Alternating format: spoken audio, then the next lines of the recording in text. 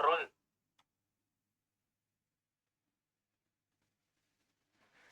नमस्कार, मी संदीप चव्हाण आणि आपण पाहत आहे टॉप न्यूज मराठी. तिकडे विधानसभेचं म्हणजे विधिमंडळाचं अर्थसंकल्पीय अधिवेशन सुरू आहे आणि या अधिवेशनादरम्यान मुख्यमंत्र्यांनी एक लेखी उत्तर दिलं ते बीड जिल्ह्यासंदर्भात. त्यांनी अशी माहिती दिली की गेल्या 5 वर्षांमध्ये बीड जिल्ह्यात 276 खून झालेत. 766 जणांनी आत्महत्येचा प्रयत्न केलाय. गेल्या 10 महिन्यांमध्ये 36 खुनाच्या घटना उघडकीस आल्या. म्हणजे जानेवारी 2024 ते ऑक्टोबर 2024. आता एकट्या बीड जिल्ह्याची जर अशी अवस्था असेल तर इतर जिल्ह्यांच्या बाबतीतली आकडेवारी थोडीशी बाजूला ठेवूया. हे एकट्या बीड जिल्ह्यामध्येच एवढे खून, एवढे आत्महत्येचे प्रयत्न का आणि कशासाठी? याचाच अर्थ या ठिकाणी प्रचंड मोठ्या प्रमाणात दहशत आहे, प्रचंड मोठ्या प्रमाणात गुन्हेगारी आहे, प्रचंड मोठ्या प्रमाणात हताशता आणि नैराश्यता देखील आहे. एकतर बेरोजगारीचा प्रश्न आहे, सुरक्षिततेचा प्रश्न आहे, शिवाय त्या ठिकाणी वाढत्या गुन्हेगारीमुळे तिथल्या सर्वसामान्यांना जगणं मुश्किल झालंय. आणि अलीकडं 2-2.5 महिन्यातल्या ज्या काही घडामोडी बीड संदर्भामध्ये संपूर्ण महाराष्ट्राच्या कानी पडतायत त्या पाहता बीड जिल्ह्यातलं वातावरण गढूळ झालेलं आहे. कारण या ठिकाणी राजकीय व्यवस्था, गुंडपुंडशाही, प्रशासन आणि पोलीस व्यवस्था सगळ्या हातात हात धरून या बीड जिल्ह्यात अक्षरशः आपला मनमानी कारभार करताना दिसत आहेत. आणि मग अशा वेळी कुठेतरी चर्चा होते की अरे या बीड जिल्ह्यामध्ये कधी शांतता नांदणार? आता शांतता नांदवायची असेल तर त्या ठिकाणी पहिल्यांदा तितक्या सक्षमतेचे पोलीस अधिकारी, शिवाय त्या ठिकाणी प्रशासकीय अधिकारी, राजकीय व्यक्ती या सगळ्यांना एकाच ठिकाणी एकजूट होऊन प्रयत्न करावे लागतील. पण आजकालची परिस्थिती बीड जिल्ह्यातली पाहिली तर अलीकडेच आपण एक बातमी ऐकली की इथूनच काही पोलिसांनी आमच्या बदल्या करा अशी मागणी केली आहे, तर काही पोलिसांनी सगळीकडे बदली झाली तरी चालेल पण बीड जिल्ह्यात नको रे बाबा असं म्हणून हात वर केलेत. का? इथलं प्रशासन, इथलं पोलीस खातं, इथल्या राजकीय व्यक्ती या सगळ्यांविषयी यांच्या मनात एक आढी निर्माण झाली आहे की आम्ही तिथं जातो पण तिथं गेल्यानंतर आमच्यावर प्रचंड मोठा राजकीय दबाव, गुंडापुंडांची दहशत, यामुळं आम्हाला कामच करता येत नाही आणि त्याचा फटका सर्वसामान्यांना बसतो. कारण बीड जिल्ह्यात 2.5 महिन्यांपूर्वी एक आका संपूर्ण महाराष्ट्राला समजला, तो म्हणजे वाल्मिक कराड. त्याला कोठडीत टाकून 50-60 दिवस होत नाहीत, तो दुसरा आका बाहेर आला, खोक्यातून बाहेर आला, ज्याचं नाव आहे खोक्याभाई उर्फ सतीश भोसले. आता हे सगळे आका, हे सगळे गुंडपुंड जर या जिल्ह्यात एकत्रित येऊन थैमान घालत असतील, दहशत माजवत असतील तर तिथल्या अधिकाऱ्यांनी, पोलीस प्रशासनानं करायचं काय हा प्रश्न उपस्थित होतो. एकतर यांच्यात सामील व्हा किंवा यांच्या विरोधात जा. विरोधात गेलो की आपला बळी गेलाच म्हणून समजा, मग तो बदलीच्या रूपानं असेल किंवा जीवाच्या रूपानं असेल. आणि सामील झालो की यांचं मिंद बंदो म्हणून समजा. आता जे जे सामील झाले त्यांची अवस्था काय झाली आपण बघतोय. अविनाश बारगळ, जिल्हा पोलीस अधीक्षक बीड, बदली झाली अक्षरशः. का? तर हे जे सगळं थैमान त्या ठिकाणी माजवलं जात होतं गुंडपुंडांच्या माध्यमातून, त्याच्याकडे दुर्लक्ष केलं, एक प्रकारे त्यांना मदतीच केली. पण असे काही ऑफिसर्स असतात, असे काही IPS IAS अधिकारी असतात जे त्याचं आव्हान स्वीकारतात, जे आव्हान नवनीत कावत यांनी त्या ठिकाणी येऊन बीडचे SP बनून स्वीकारलं. त्यामुळे या गुंडांविरुद्ध, दहशतीविरुद्ध आपली ताकद दाखवण्याची तयारी ज्यांना आहे, ज्यांच्याकडे आहे, ते मात्र बिंदास त्या ठिकाणी हिमतीनं लढतात. पण आता येणारी जी पिढी आहे त्या पिढीमध्ये आता असा एक संदेश जायला लागलाय की आम्ही लहानाचं मोठं व्हायचं, शिकून सवरून मोठं व्हायचं, चांगल्या पद्धतीने शिक्षण घ्यायचं, रात्रंदिवस अभ्यास करायचा, काहीतरी देशसेवा करायची आहे म्हणून IAS व्हायचं, IPS व्हायचं आणि नंतर एखाद्या जिल्ह्यात पोस्टिंग झाल्यानंतर तिथल्या फालतूगिरी करणाऱ्या असल्या आकांच्या हाताखाली काम करायचं. म्हणजे हे आका सांगतील तसं वागायचं, आका म्हणतील तसं झुकायचं, आका म्हणतील तसं राबायचं. आणि आता या पिढीच्या पालकांनी देखील हा विचार करायला सुरुवात केली आहे की आम्ही आमची पोरं शिकवायची आणि यांच्या हाताखाली त्यांची चाकरी करायला पाठवायची.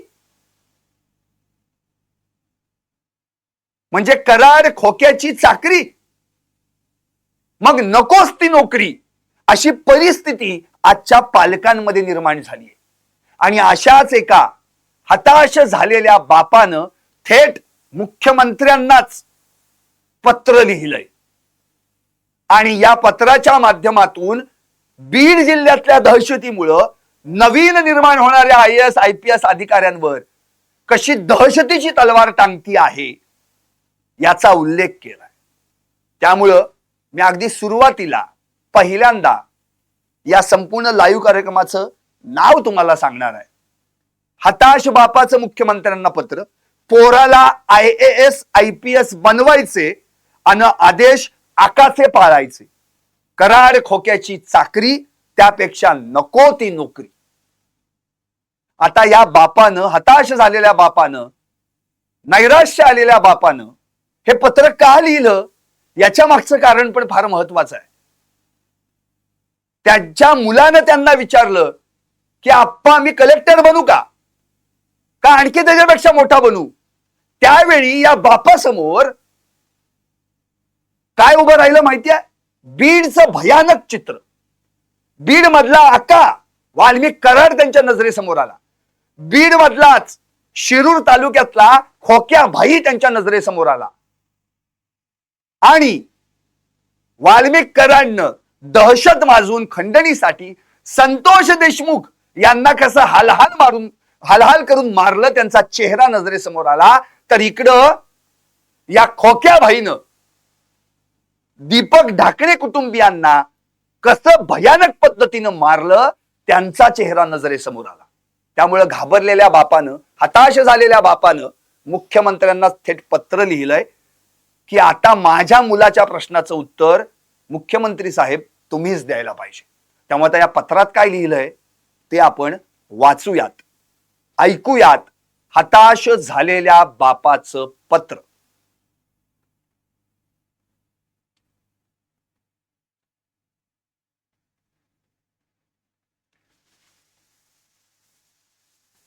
प्रति माननीय श्री देवेंद्र फडणवीस, मुख्यमंत्री महाराष्ट्र राज्य. सप्रेम नमस्कार, विनंती विशेष. माझ्या 11 वर्षांच्या मुलानं मला काल प्रश्न विचारला, अप्पा मी मोठा झाल्यावर कलेक्टर होऊ का किंवा त्यापेक्षा मोठा अधिकारी होऊ? त्याच्या या प्रश्नामुळं मी बुचकळ्यात पडलो, कारण माझ्या नजरेसमोर बीडचं प्रकरण उभं राहिलं. वाल्मिक कराड, त्याचं टोळकं, धस, मुंडे, तो खोक्या भाई. अभ्यास करून पोराला IAS IPS बनवायचं आणि त्याला असल्या फालतू लोकांची चाकरी करायला लावायची. आम्ही नोकरदार माणसं आहोत. आमच्या आई वडिलांनीही इमाने इतबारे नोकरीच केली. आजही रिक्षानं प्रवास करायचं म्हटलं तर आम्ही आधी खिसा चाचपडतो. ITR भरायला जरी लेट झाला तरी छातीत धडधडत. मग या खोक्या भाई सारखी मंडळी हेलिकॉप्टर मधून कशी फिरतात हो? हे लोक जेव्हा पैशांच्या गड्ड्या उडवतात तेव्हा आयकर विभाग काय झोपा काढतं का? की आयकर विभागाला फक्त नोकरदारांवरच लक्ष ठेवायला सांगितलंय? आणि असले खोक्या भाई भाजपचे पदाधिकारी, त्यांचे आका भाजपचे आमदार. अहो, एक सुसंस्कृत पक्ष म्हणून भाजपची ओळख मनोहर पर्रीकर, नितीन गडकरी, अरुण जेटली, सुषमा स्वराज आणि स्वतः तुम्ही आमच्या पिढीचे आयकॉन आहात. मग तरीही पक्षाची अशी अवस्था का? मुख्यमंत्री साहेब, साध्या खासगी कंपनीत नोकरी करायला आम्हाला कॅरेक्टर सर्टिफिकेट मागितलं जातं हो. आणि भाजप अशा खोक्या भाईला पदाधिकारी करतं. प्रत्येक गावात भाजपमध्ये असे अनेक खोक्या भाई आहेत. एकदा तुम्हीच गाव पातळीपासून तपास करा. निवडणुका, सत्ता संघर्ष आधी पूर्वीही होतच की, आजही आहे आणि यापुढेही ते सुरूच राहील. सत्ता, सरकार हे सारं काही नेत्यांसाठी की सामान्यांसाठी? पैसे कमावण्याची, ऐशो आरामाची ही एक सीमा असते. आजही तहसील, तलाठी, DLR, TLR कार्यालयातलं एकही काम तिथले कर्मचारी पैसे घेतल्याशिवाय करत नाहीत. विकास कामं उच्च दर्जाची होत नाहीत. शिक्षण संस्था, रुग्णालय तर लूटमारीचे धंदे झालेत. वर्षभर मान मोडून मुलं बोर्डाच्या परीक्षेचा अभ्यास करतात आणि परीक्षेत पेपर फुटतात. अशा वेळी या मुलांची मानसिकता कशी होत असेल? ही सगळी कसरत करत आम्ही मुलांना शिकवलं तर त्यांची नियुक्ती खोक्या भाई किंवा कराड सारखे भाई करणार का? आमची मुलं ही धस, मुंडे अशा आकांचे आदेश ऐकणार का? त्यामुळं माझ्या मुलाच्या प्रश्नाचं उत्तर आता तुम्हीच द्या. कळावे, एक हताश बाप. मुक्काम पोस्ट महाराष्ट्र. जय महाराष्ट्र. खरंच हे पत्र ऐकल्यानंतर आताच्या पिढीतल्या प्रत्येक बापाचं दर्शन घडतंय. कारण या वाल्मिक कराड आणि खोक्या भाईच्या पापामुळं या बापांना हताश व्हावं लागलंय. आपल्या मुलांना आपण शिकवायचं, पोटाला चिमटे काढून त्यांच्या फिया भरायच्या, मोठं करायचं, शिक्षण द्यायचं. मुलांनी देखील IPS IAS होण्यासाठी रात्रंदिवस अभ्यास करायचा आणि एवढं करून त्यांना पोस्टिंग मिळाली की तेवढ्यापुरतं आम्ही फक्त पेढे वाटतो. पण नंतर त्याची काय अवस्था होते ना, ती या दहशतीच्या माध्यमातून कळून येते. कारण हेच ते वाल्मिक कराड आणि खोक्या भाई सारखे गुंड या सगळ्यांना आपल्या इशाऱ्यावर नाचवायचा प्रयत्न सुरू करतात. आता IAS आणि IPS अधिकारी होणं एवढं सोपं नाही. IAS अधिकारी म्हणजेच काय? IAS म्हणजे भारतीय प्रशासकीय सेवा, इंडियन ऍडमिनिस्ट्रेटिव्ह सर्व्हिस. भारतातील सर्वात प्रतिष्ठित असणाऱ्या नोकरींपैकी एक नोकरी. खर तर IAS अधिकारी म्हणजे देशाच्या प्रशासनाचा पाया. काम काय? सरकारी धोरण तयार करणं, अंमलबजावणी करणं आणि त्यात सहभागी होणं.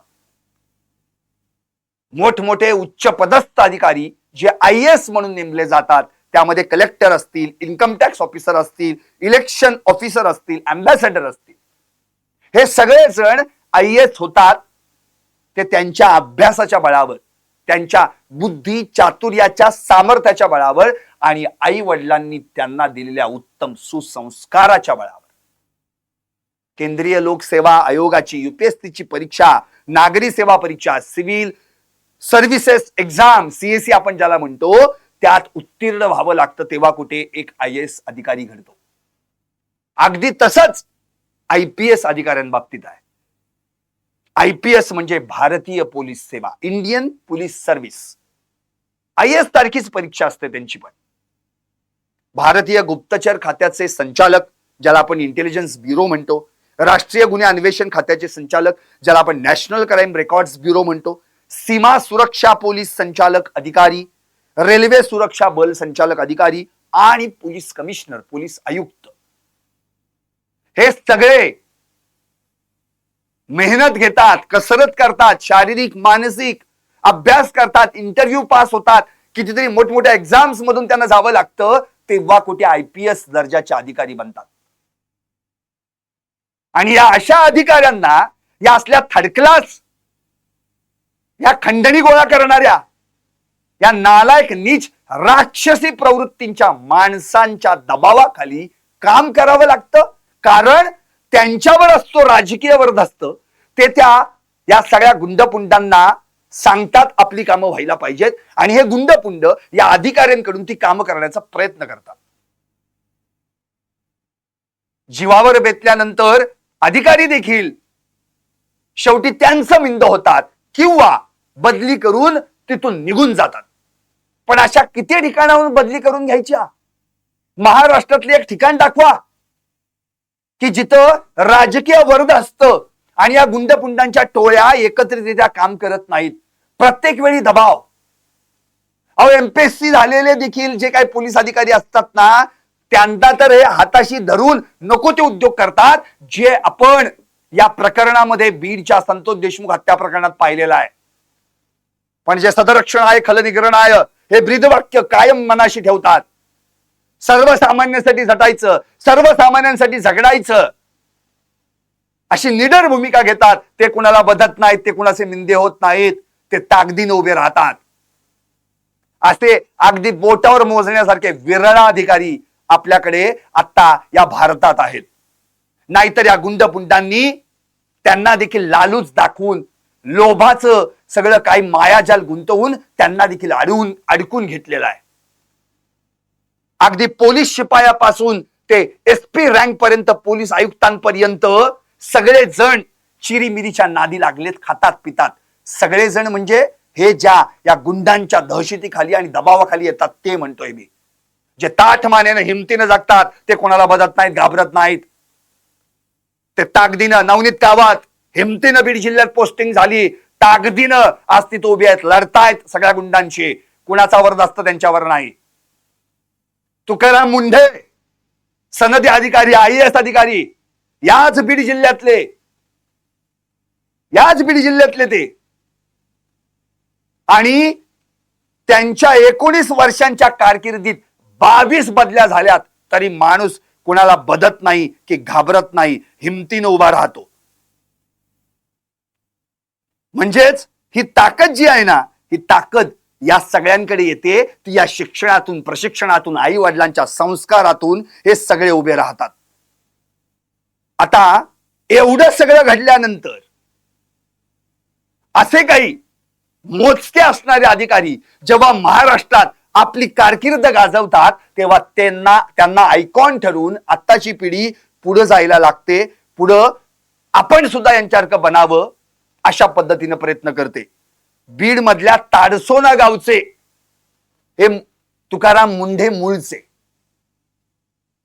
तसाच प्रश्न आजच्या हताश झालेल्या बापाला त्यांच्या मुलानं विचारला की आप्पा, मी कलेक्टर होऊ का त्यापेक्षा मोठा अधिकारी? का तर त्याच्या मनात देशसेवेची चुणूक आहे, लोकसेवेची चुणूक आहे. काही झालं तरी मला मोठं व्हायचंय, देशाची सेवा करायची आहे, काहीतरी बनून दाखवायचंय. IAS होईन, IPS होईन, आणखी काही होईन. पण अशा वेळी बापाला निरुत्तर राहावं लागतं. कारण या सगळ्या गुंडापुंडांच्या दहशती बघून, या सगळ्या राजकीय जे पॉलिटिशियन्स आणि या गुंडांचे कनेक्शन्स आहेत ते बघून आपल्या पोराचं उद्या काही बरं वाईट तर होणार नाही ना अशी भीती त्या बापाच्या मनात येते. खरं तर हा दमलेला बाप आहे, घाबरलेला बाप आहे, हताश झालेला बाप आहे, नैराश्य आलेला बाप आहे की जो काय उत्तर देणार त्या पोराला. म्हणून या उत्तरासाठी मुख्यमंत्र्यांना पत्र लिहून त्यांनी विचारलंय की माझ्या मुलाच्या या प्रश्नाचं उत्तर मुख्यमंत्री साहेब आता तुम्हीच द्या, मी काय देणार. कारण की बीड जिल्ह्यातली परिस्थिती पाहून मला भीती वाटतेय की माझं पोरग जर उद्या काही झालं जीवाच्या बरं वाईट तर एवढ्या वर्ष त्याला शिकवलं, एवढं मोठं केलं तर मी काय करायचं, आम्ही काय करायचं, आम्ही आई वडिलांनी ते कुणाकडे पाहायचं. काय चुकीचा प्रश्न आहे. अहो याच टॉप न्यूज मराठीनं सदानंद कोचे जे बीडचे जिल्हाधिकारी राहिलेले त्यांची मुलाखत घेतली होती आणि त्यांना प्रश्न केला होता आम्ही की तुमच्या वेळी दहशत होती का. तेव्हा त्यांनी काय उत्तर दिलं होतं माहितीये तुम्हाला. रोज ऑफिसला जाताना मी माझ्या बॅग मध्ये पिस्तूलच घेऊन जायचो. लोडेड आहे मुलाखत, टॉप न्यूज मराठीवर जा आणि पहा. लोडेड पिस्तूल घेऊन जायचे. एक वेळ डबा विसरेन पण पिस्तूल नाही विसरणार. का तर कधी दगाफटका होईल, इथं कोण कधी गावगुंड कुठला येईल, तिथल्या पोलीस यंत्रणेवर देखील त्यांचा विश्वास नव्हता. जर एक कलेक्टर ज्याला असं घाबरून त्या ठिकाणी काम करावं लागतंय तर सर्वसामान्य माणसांची अवस्था काय आहे. आज हे पोरग जे विचारताय ना बापाला IAS अधिकारी होऊ का, हे अधिकारी कलेक्टर होते IAS, त्यांची ही परिस्थिती होती. मग विचार करा की किती दहशतीखाली एक कलेक्टर इतक्या दहशतीखाली असेल तर तिथली सर्वसामान्य जनता किती दहशतीखाली असेल, किती माज केला असेल या गुंडांनी या सगळ्या राजकीय लोकांच्या जीवावर. हे वाल्या कराड आणि ही सगळी त्याची चेले चपाटे आहेत नाही, विष्णू चाटे, तो सुदर्शन घुले, जयराम चाटे, महेश केदार, कृष्णा आंधळे, सुधीर सांगळे. अहो ही फक्त नावं तुमच्या आमच्या समोर आलीत म्हणून आपल्याला माहिती आहेत. असे किती गुंड पोचले असतील यांनी, अशा किती टोळ्या पोचल्या असतील यांनी, ज्या टोळ्यांनी त्या बीड मध्ये थैमान घातला असेल. दुपारीच लाईव्ह बघितलं आपण टॉप न्यूज मराठीवर. धनंजय मुंडे आणि वाल्मिक कराड एकत्रित गुन्हेगारी केलेली आहे. रिव्हॉल्वर होती धनंजय मुंडेंच्या, रॉकेल उचलय गाडीवर आणि किशोर फडांना गाडीत बसूनच त्यांना जाळण्याचा प्रयत्न केलाय. अशी 2007ची FIR व्हायरल झाली आहे. चौकशी करा म्हणून अंजली दमानिया किंवा इतर सगळ्यांनी आता रेटा लावलेला आहे. ओपन करा ती केस म्हणून. इतकी भयानक परिस्थिती. राजकीय नेते गुंड पुंड सगळे एकत्र येऊन हा सगळा दिवसा ढवळ्या रस्त्यावर प्रकार चालू आहे. अशा वेळी कुठला बाप आपल्या पोराला उत्तर देऊन सांगेल की हो म्हणून कलेक्टर. एक वेळ कलेक्टर होणं सोपं आहे पण कलेक्टर झाल्यानंतर पोस्टिंग ज्या ठिकाणी होते त्या ठिकाणी गेल्यावर माझ्या पोराचं काय होईल हा प्रश्न पडतो. म्हणून सगळ्यात महत्वाचं म्हणजे अहो IAS अधिकारी म्हणजे काय, IPS अधिकारी म्हणजे काय असतात ते. सर्वसामान्य माणसांच्या जीवनामध्ये सुख समृद्धी आणणं, त्यांना संघटित ठेवणं, सकारात्मक बदल घडवून आणणं, त्यांना सुरक्षित वाटावी अशी भावना निर्माण करणं, लोकसेवा देशसेवेचं महत्व पटवून सांगणं आणि स्वतः देखील ती अंमलबजावणी करणं, समाज विघातक घटकांना आळा घालणं, वेळप्रसंगी शिक्षा देणं, सामाजिक सलोखा राखणं आणि समाजातील प्रत्येक घटकाला समान न्यायाची वागणूक देणं. आता एवढं सगळं जर IAS आणि IPS अधिकाऱ्याची ही सगळी कामं असतील, ही कामं ज्यावेळी असा अधिकारी एखाद्या अशा दहशत असलेल्या जिल्ह्यामध्ये पोस्टिंग बनून जातो, पोस्टिंग घेऊन जातो, त्यावेळी त्यांनी हे सगळं जे आहे ना हे खुटीलाच टांगून ठेवायचं. कायदा सुव्यवस्थेचा फार बोजवारा 276 खून 5 वर्षात. अरे काय चेष्टा चालवली कराव, किडामुंगी सारखी माणसं मारताय. फक्त बीड जिल्ह्याचं बाहेर आलंय, अजून बरेच जिल्हे आहेत तिथं पण असंच आहे. पण झाकली मूठ 1.25 लाखाची किंवा आपलं ठेवायचं झाकून आणि दुसऱ्याचं बघायचं वाकून. ज्या धसांनी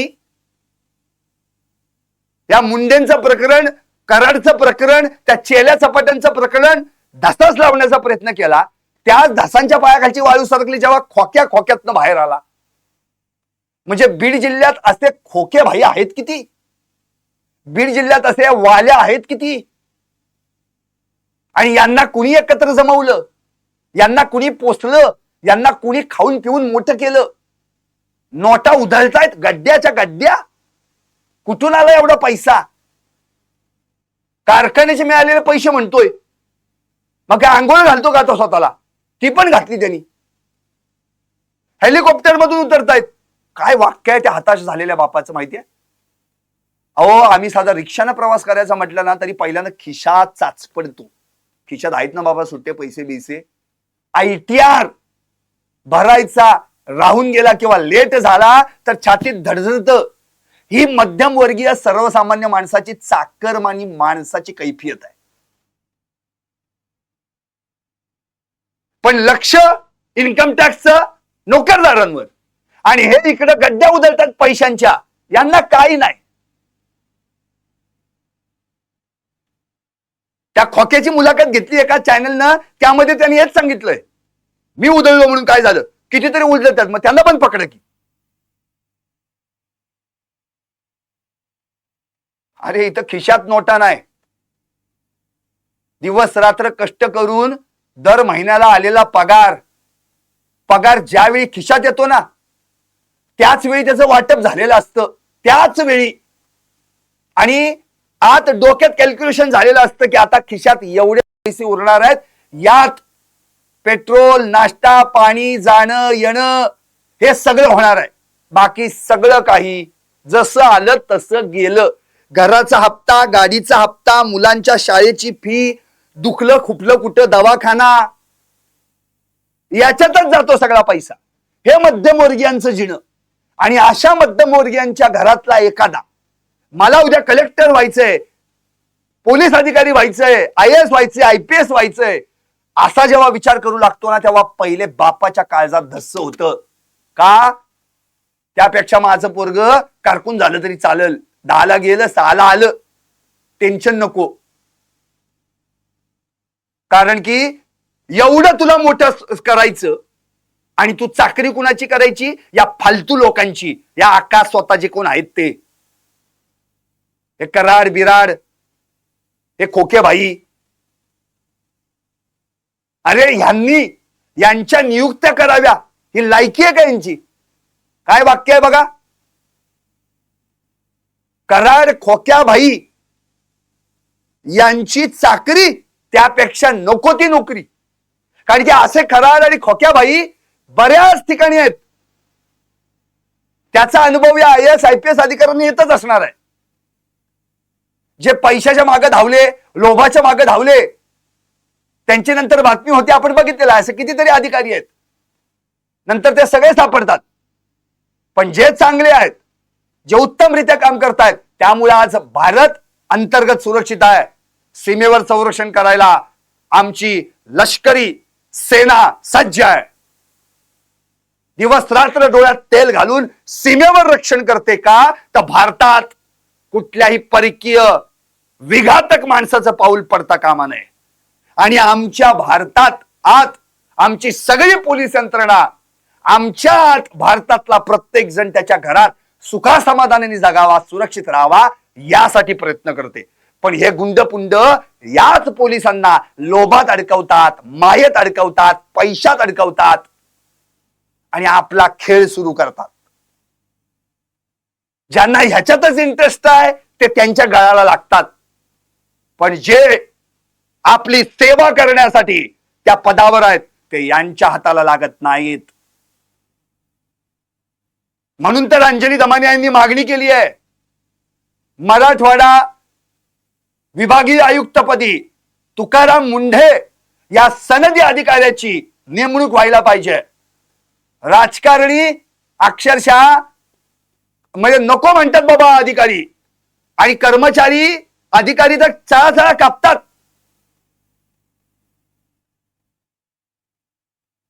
पोस्टिंग जेव्हापासून झाली 2005चे IAS अधिकारी आहेत तेव्हापासून यांच्या मागे फक्त बदल्याच आहेत. आतापर्यंत 19 वर्षाच्या काळात 22 बदल्या झाल्यात. तुकाराम मुंढे नेमके या वर्षी कुठे आहेत हे सांगता येईल? आणखी त्यांचं एक पद सांगायचं खोटी, तोपर्यंत त्यांनी दुसरं पद घेतलेलं असतं, बदली होऊन गेलेली असते. आता सध्या तरी ते जून 2024 मध्ये असंघटित कामगार विकास आयुक्त या पदावर कार्यरत आहेत. उद्या काय होईल माहित नाही, पण या माणसाने जिद्द सोडलेली नाहीये. मला जे शिकवलंय, मला जे काम दिलंय, जी प्रशासकीय सेवा आहे तीच बजावायची. आणि आता या सगळ्यांना वाजवायचं असेल ना, तर तुकाराम मुंढेंसारखाच अधिकारी त्या ठिकाणी असायला पाहिजे, अशी मागणी अंजली दमानिया यांनी केली आहे. कारण महाराष्ट्रात नाव घेण्याजोगे जे बोटावर अधिकारी आहेत ना, त्यामध्ये तुकाराम मुंढे यांचं नाव घेतलं जातं. घाबरतच नाही, निडर. आणि त्या भूमिकेतून असे तुकाराम मुंढे या महाराष्ट्रात घडवायचे असतील, या महाराष्ट्रात उभे करायचे असतील, तर आतापासूनच या पिढ्यांना तसं प्रशिक्षण देणं, त्या पद्धतीनं त्यांना शिक्षण देणं हे अत्यंत गरजेचं आहे. पण आजच्या पिढीतले बाप जर असे हताश, नैराश्यात गेले, तर त्यांची मुलं उद्या कधी IAS आणि IPS होणार? आणि याला जबाबदार ही सगळी यंत्रणा आहे, ही बरबटलेली बजबजपुरी भ्रष्टाचाराची जी यंत्रणा आहे ना, ती आहे. या भ्रष्टाचारामुळं आज सगळं प्रशासन पोखरलेलं आहे. या सगळ्यांना सुतासारखं सरळ करण्यासाठी IAS आणि IPS अधिकारी असायलाच पाहिजेत. माझी त्या हताश बापाला कळकळीची विनंती आहे. तुम्ही मुख्यमंत्र्यांना प्रश्न विचारलात, मुख्यमंत्री उत्तर देतीलच, पण माझी एक तुम्हाला विनंती आहे, होऊ द्यात तुमच्या मुलाला कलेक्टर, होऊ द्यात कलेक्टर पेक्षा सुद्धा मोठा अधिकारी. कारण उद्या तो कलेक्टर बनेल, तो मोठा अधिकारी बनेल, तो IAS होईल, IPS होईल, जाईल कुठेतरी या असल्या दहशतीखाली असलेल्या या जिल्ह्यामध्ये, आणि त्या सगळ्यांना सुतासारखा सरळ करेल. कारण की तुमच्यासारख्या वडिलांचे संस्कार त्या मुलाच्या अंगात असतील, रक्तातल्या नसातल्या रक्तात वाहत असतील. निडर असेल तो, सदरक्षणाय खलनिग्रहणाय यासाठी काम करेल तो. Indian administrative service, Indian police service यासाठी तो राबेल. कायदा व सुव्यवस्था राखण्याचा प्रयत्न करेल, सामाजिक सलोखा राखण्याचा प्रयत्न करेल. म्हणून माझी विनंती आहे तुम्हाला, तुम्ही जर ऐकत असाल आत्ताच टॉप न्यूज मराठीचा लाईव्ह, तर माझी एकच इच्छा आहे की हताश होऊ नका, निराश होऊ नका. खरं म्हणजे रात्रीनंतरच दिवस उजाडत असतो, पहाट होणारच. बीड मध्ये देखील आता कात टाकायला सुरुवात झाली आहे, पण आता आपण अशी मान टाकून चालणार नाही. सन्मानानं आणि मानानं तिथल्या सर्वसामान्य माणसाला जगवायचं असेल तर तुमचा मुलगा भविष्यात कलेक्टर व्हायलाच हवा. माझी त्या मुलाला पण विनंती आहे की बाळा बिनधास्त हो. भारतात असे कितीतरी निडर अधिकारी आहेत, IAS IPS, जे कुणाला घाबरत नाहीत. ते फक्त एकच मानतात, देशसेवा. त्यासाठी उभं राहायला पाहिजे. हे एक तर प्रतीक झालं, पण अशा अनेक हताश झालेल्या बापांना मला हेच सांगणं आहे, काळजी करू नका. सगळ्या जिल्ह्यांमध्ये उत्तम प्रशासक, उत्तम सेवा देण्याचं काम याच तुमच्या येणाऱ्या पुढच्या पिढ्यांच्या हातून घडणार आहे. त्यामुळं तुम्ही त्यांना अजिबात मागं खेचू नका. त्यांना जे हवंय, त्यांची जी निश्चय आहे, जे ध्येय आहे, ते त्यांना गाठू द्या. तुम्ही फक्त त्यांच्या पाठीशी उभे राहा, काळजी करू नका. आणि ते वाल्या कराड खोक्या बिक्या यांना तेवढ्या पुरते यांचं चालेल, नंतर ही सगळी खोक्यात जातील.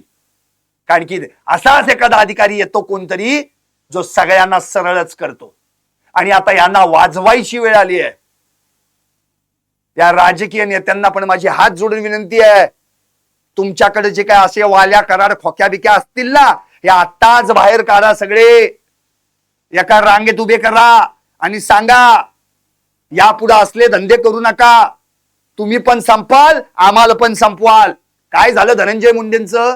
एवढा मोठा चढता आलेख, विधान परिषद आमदार, विरोधी पक्ष नेता, नंतर आमदार, मग सामाजिक न्याय मंत्री, विशेष सहाय्य मंत्री, कृषी मंत्री, अन्न व नागरी पुरवठा मंत्री, आणि आता राजीनामा. त्या वाल्याच्या नादी लागून काय झालं? म्हणून ज्यांनी त्यांनी आपली सेवा बजावावी आणि यांची वाजवावी, या पलीकडे काही नाही. म्हणून तुमचं जे वाक्य आहे ना की कराड खोक्याची चाकरी त्यापेक्षा नोकरी बरी, अहो यांची काय चाकरी करायची आहे? यांना लाता घालून जिल्ह्यातनं तडीपार करायला पाहिजे होतं. यांना लाता घालून त्याच वेळी मकोका लावून कोठडीत टाकायला पाहिजे होतं. पण जे काम त्यावेळच्या पोलीस अधिकाऱ्यांनी केलं नाही ते काम आता येणाऱ्या पिढ्या करतील आणि असले हे कराड खोक्याभाई सगळे खोक्यात घालतील आणि बीड पुन्हा एकदा नावारूपाला येईल ही खात्री आहे. पाहत राहा टॉप न्यूज मराठी, आपला महाराष्ट्र, आपली बात.